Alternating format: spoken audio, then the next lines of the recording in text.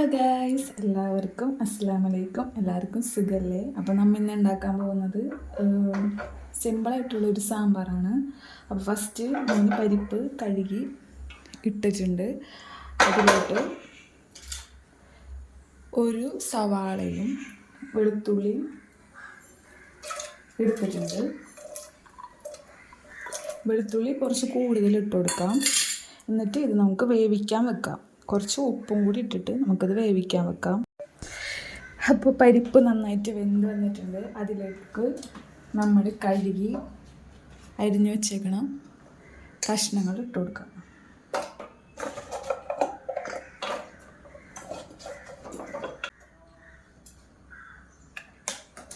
രണ്ട് പച്ചമുളക്, തക്കാളി, ഒരു തക്കാളി അത് ഇട്ട് കൊടുക്കാം. ആവശ്യത്തിന് വെള്ളം ഒഴിച്ച് കൊടുക്കാം. മിക്സ് ചെയ്യാം. ഇതിലേക്ക് മഞ്ഞൾപ്പൊടി,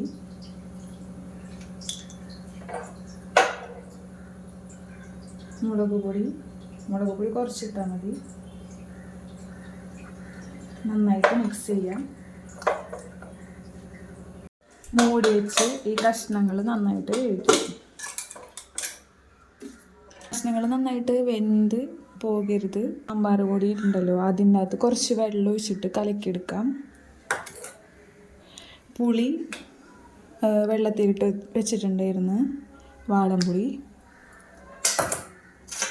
പിന്നെ മല്ലിയില എന്തോരം കിട്ടുന്നു അത്ര ഇട്ടോട്ടോ. സാമ്പാറിന് അടിപൊളി ടേസ്റ്റ് ആയിരിക്കും. ടേസ്റ്റ് ഭയങ്കര ഇഷ്ടമാണ്. അപ്പം ഞാൻ കുറേ എടുത്തിട്ടുണ്ട്. നമ്മളിന്ന് കുക്കറിയിലാണ് സാമ്പാർ വെക്കാമെന്ന് വിചാരിച്ചത്. പക്ഷേ കുക്കറിയിൽ സ്ഥലമില്ലാത്തത് കൊണ്ട് നമ്മളൊരു ചെറിയ ഉരുളി വെച്ച് കൊടുത്തിട്ടുണ്ട്. അതുപോലെ തന്നെ നമ്മൾ വേവിച്ച സാമ്പാറും കഷ്ണം പരിപ്പ് നമുക്കിതിപ്പോൾ കൊട്ടിക്കൊടുക്കാം.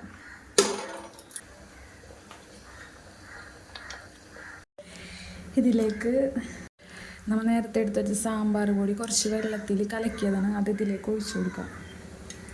ഇങ്ങനെ ചെയ്യുമ്പോഴേ ചിലവർ ഇത് ചൂടാക്കിയിട്ടൊക്കെ ഇടും. പക്ഷേ ഇങ്ങനെ ഉണ്ടാക്കുമ്പോൾ ഒരു നല്ലൊരു ടേസ്റ്റാണ്. പുളി വെള്ളം ഒഴിച്ചു കൊടുക്കാം. നല്ല സ്മെല്ലൊക്കെ വരുന്നുണ്ട്. നമുക്കടുത്തത് മല്ലിയില ഇട്ട് കൊടുക്കാം. കൂടുതലുണ്ടായി, ഇനി ഇത് വെച്ചിട്ടുണ്ടെങ്കിൽ ചീത്തയായി പോകണം. അപ്പോൾ അതുകൊണ്ട് ഇത് ഫുള്ളും ഇട്ട് കൊടുക്കാം. മല്ലിയില ഒരു ഉണ്ടെങ്കിൽ എന്തോരം ഇട്ടു. മല്ലിയില ടേസ്റ്റ് സാമ്പാറാണ്. നല്ല കുറുകനെ ആയിട്ടുണ്ട്. കഷ്ണങ്ങളൊന്നും വെന്തിട്ടില്ല കേട്ടോ.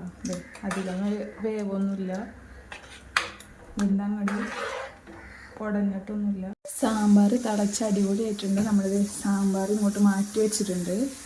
അടുത്ത നമുക്ക് ഇതിനകത്ത് ഉണക്കമുളകും കടുകും കൂടിയും ഒഴിക്കണം. ഫസ്റ്റ് വെളിച്ചെണ്ണ ഒഴിക്കാം.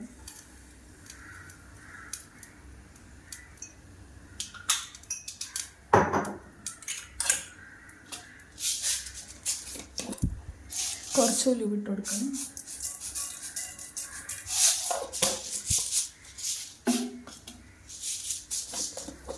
കടുകിടാം.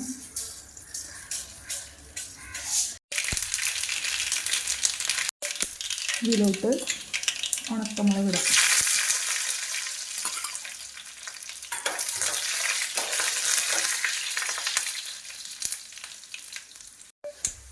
ഗ്യാസ് ഓഫ് ചെയ്ത് കൊടുത്തിട്ട് ഇത് സാമ്പാറിലോട്ട് നമുക്ക് ഒഴിക്കാം.